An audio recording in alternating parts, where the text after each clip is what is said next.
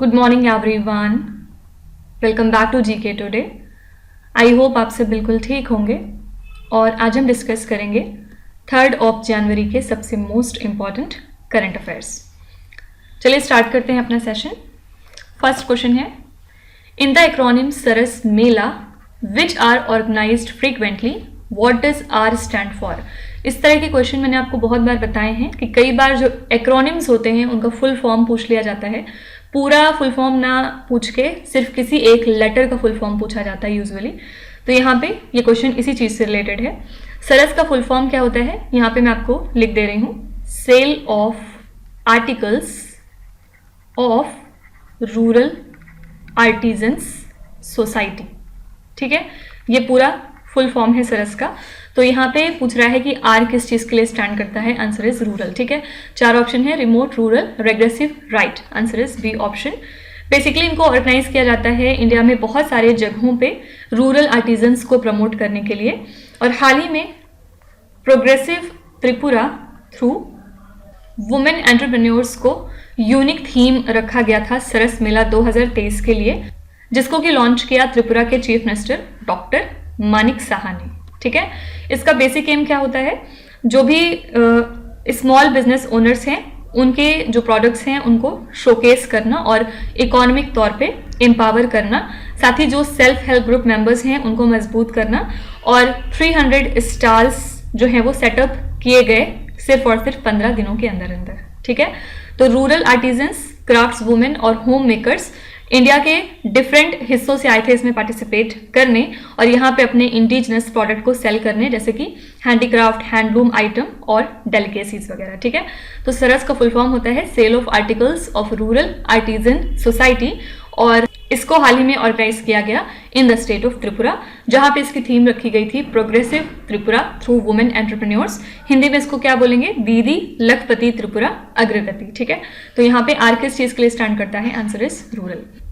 देखिए, इसके अलावा दिसंबर मंथ में हमारे आई गेस 5-6 क्वेश्चन रह जाते हैं, तो उनको इसलिए आज हम इस वीडियो में कवर करेंगे। इसलिए मैंने आज यहाँ पे रिवीजन सेशन इंक्लूड नहीं किया है, क्योंकि जाहिर सी बात है हमारे पास एक टाइम बाउंडेशन होती है और अगर हम 10 के बजाय 15 या 17 क्वेश्चन करेंगे तो हमें फिर रिवीजन सेशन को स्किप करना पड़ेगा। ठीक है, तो आज ये फाइनल सेशन रहेगा जहाँ पे हम दिसंबर के करंट अफेयर्स को एक साथ जो भी कुछ छूटा हुआ है यहाँ पे कवर कर लेंगे और फिर कल से हम लोग अपने वापस रिवीजन पे आ जाएंगे। ठीक है, नेक्स्ट क्वेश्चन पे चलेंगे।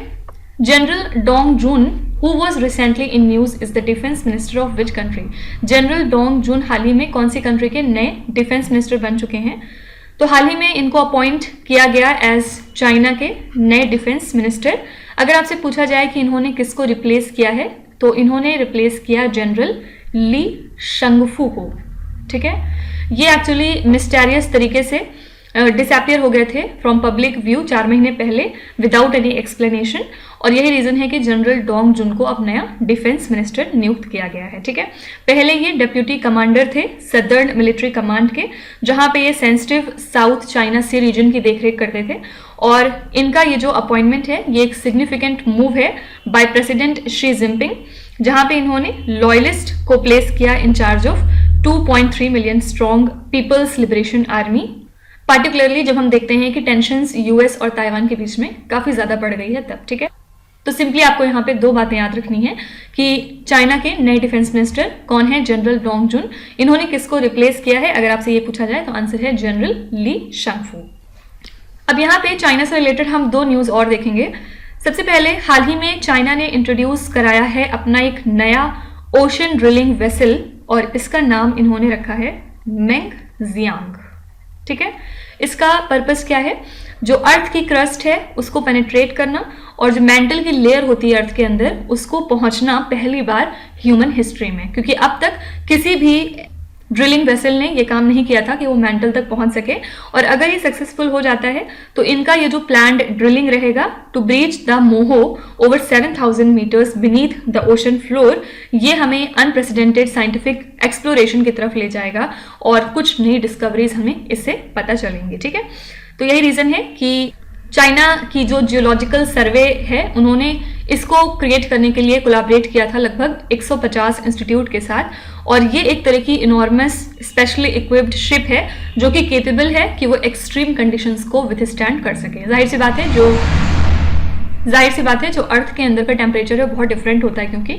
तो अगर आपसे पूछा जाए कि जो चाइना का cutting edge ocean drilling vessel है जिसको इस पर्पस के लिए डिजाइन किया गया है कि वो अर्थ के क्रस्ट को पेनिट्रेट करके मैंटल तक पहुंच सके पहली बार ह्यूमन हिस्ट्री में, उसका नाम क्या है? तो आपको याद रखना है कि उसका नाम है मेंग जियांग। ठीक है, दूसरी बात यहाँ पे चाइना से रिलेटेड क्या है, हाल ही में चाइना के जो प्रेसिडेंट हैं शी जिनपिंग, इन्होंने अपनी एक न्यू ईयर स्पीच के दौरान डिक्लेयर किया कि चाइना का जो रीयूनिफिकेशन है with Taiwan it is totally inevitable, क्योंकि बीजिंग ने यह असर्ट किया कि ताइवान इनकी एक सैक्रेड टेरिटरी है और यहाँ पे शी जिनपिंग ने बेसिकली इस ताइवान कंट्री को अपनी सैक्रेड टेरिटरी बताया है। ठीक है, तो अगर आपसे पूछा जाए कि चाइना ने किस रीजन या किस कंट्री को क्लेम किया है कि वो उनकी सैक्रेड टेरिटरी है, तो आंसर हो जाएगा ताइवान। ठीक है, ये भी एक छोटा सा क्वेश्चन है जो आपको याद रखना है।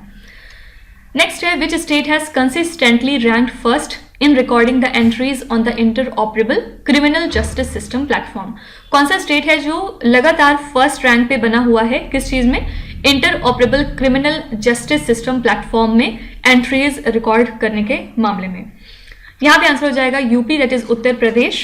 उत्तर प्रदेश ने एक बार फिर से टॉप रैंक रिटेन किया है तीसरे साल लगातार, जहां पे इन्होंने इंश्योर किया कि एक्सटेंसिव यूज किया जा रहा है सुप्रीम कोर्ट के e committee interoperable criminal justice system का, जो कि एक नेशन वाइड प्लेटफॉर्म है जिसमें आप इंटीग्रेट करते हैं courts, police, prisons and forensic lab वगैरह को। ठीक है, तो अब तक 1.56 करोड़ एंट्रीज लॉग इन की गई हैं बाय यूपी अब तक through the single window arrangement, जिसके through seamless information exchange enable होता है हर स्टेज पे।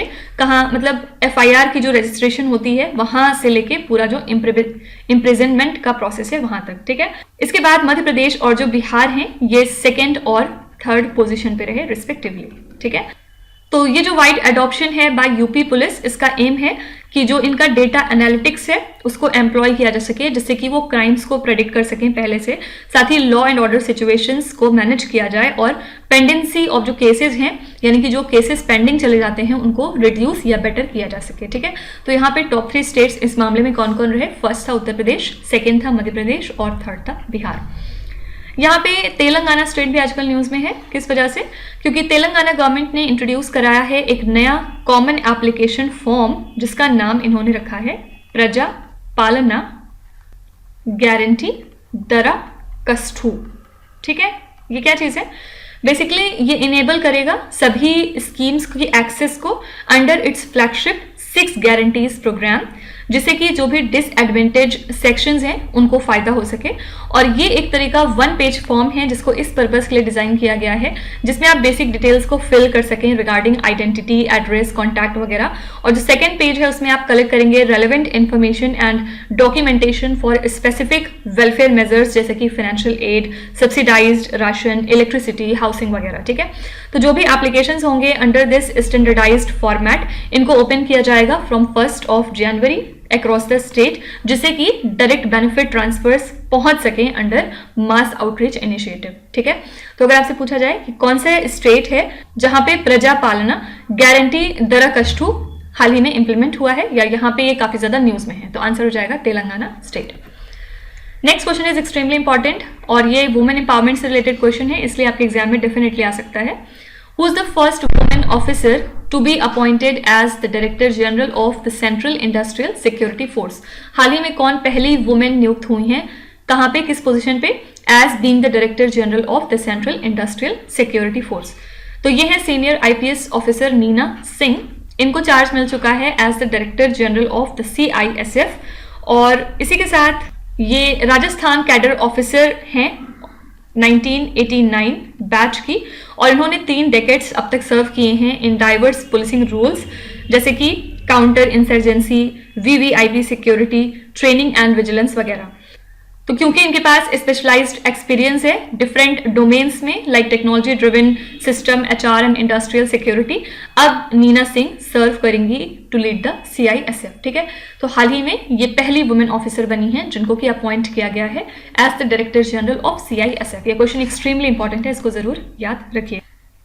देखिए, इसके अलावा हमने कुछ दिनों पहले नेवी डे सेलिब्रेट किया था, जहां पे इंडियन नेवी की नई शोल्डर रैंक एपॉलिट्स सीनियर लीडरशिप के लिए अनवील हो चुके हैं और इसमें कुछ डिफरेंट फीचर्स इंक्लूड किए गए हैं, जैसे कि गोल्डन बटन और ऑक्टागन शेप वगैरह, जिसमें कि ये रिफ्लेक्ट करता है, जो गोल्डन बटन है इंडिजिनाइजेशन एफर्ट्स को, और जो ऑक्टागन शेप है वो रिफ्लेक्ट करेगा लॉन्ग टर्म स्ट्रेटेजिक विजन को। ठीक है, इसके अलावा यहाँ पे जो सिंबल्स हैं स्वर्ड, टेलीस्कोप वगैरह के, और वो भी इसमें दर्शाए गए हैं, और एक राज मुद्रा सील है, ये जरूर याद रखिएगा।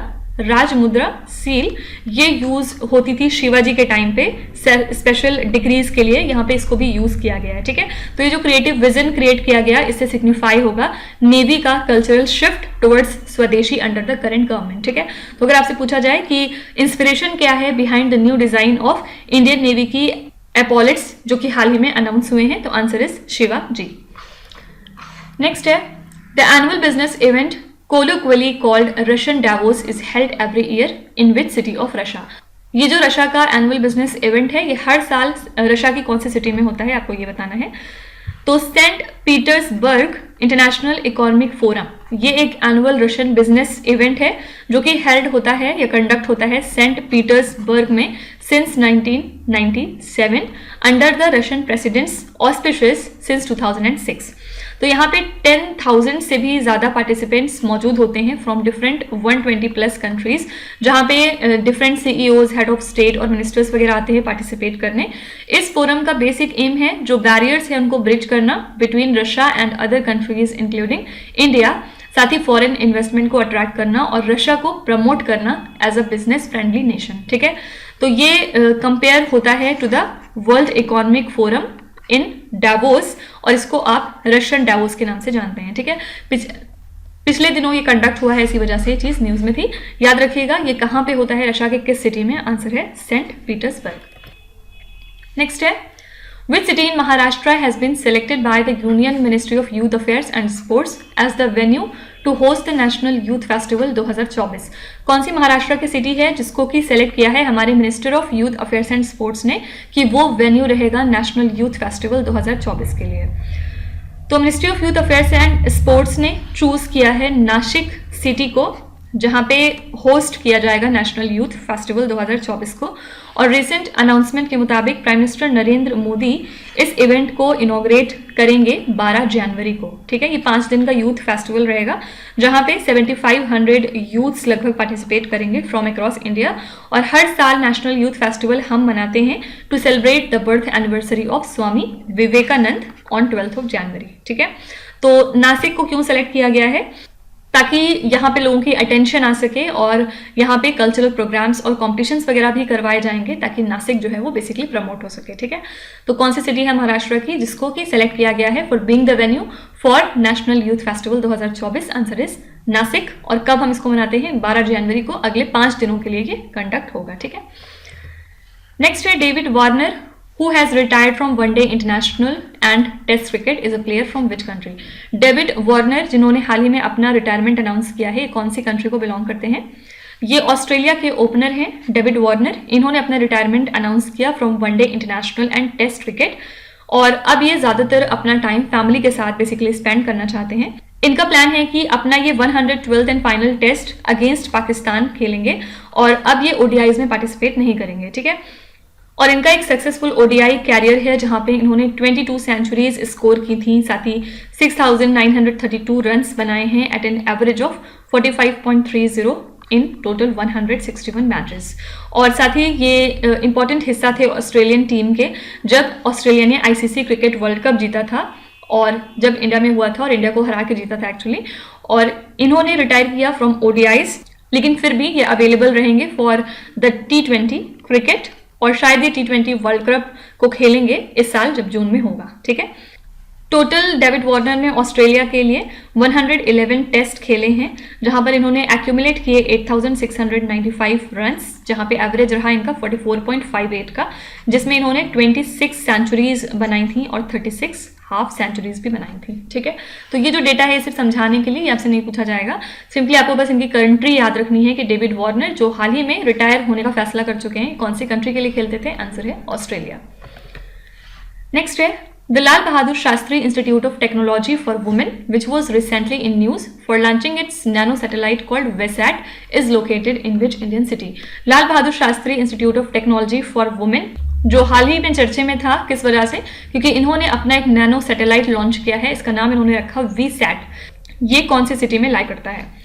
तो 1 जनवरी 2024 को एक नैनो सैटेलाइट जिसका नाम है VSAT, इसको लॉन्च किया students of Lal Bahadur Shastri institute of technology for women ने, जो कि लाई करता है थिरुवनंतपुरम में।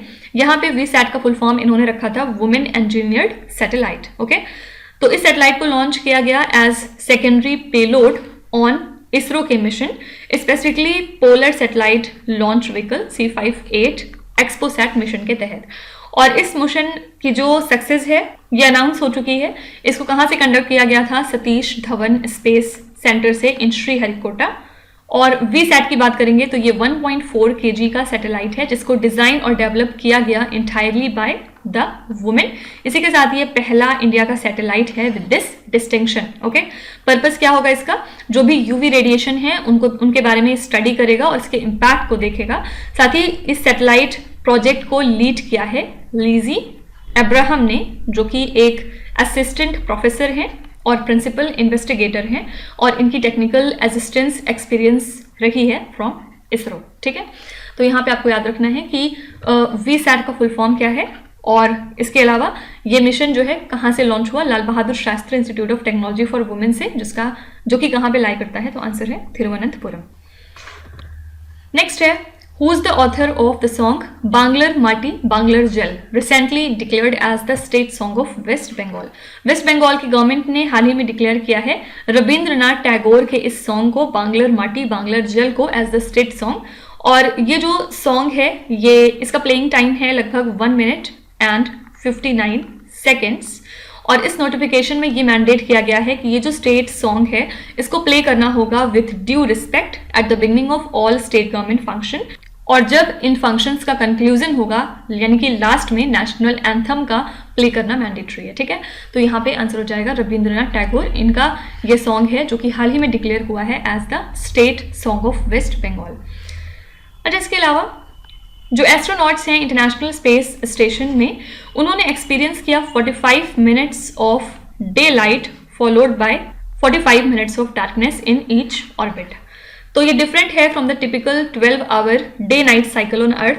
तो जो क्रू है इंटरनेशनल स्पेस स्टेशन का, इन्होंने विटनेस किया 16 न्यू ईयर काउंटडाउन्स इन अ रो। ठीक है, तो यहाँ पे बस सिंपली आपको याद रखना है कि अगर हम typical day night cycle on अर्थ से कंपेयर करें तो जो डे लाइट पीरियड एस्ट्रोनॉट्स ने एक्सपीरियंस किया on the international space station वो कितना लंबा था? तो answer is 45 minutes. Okay, next है, what is the daily payment limit for UPI transaction set by the NPCI starting from 1 January 2024?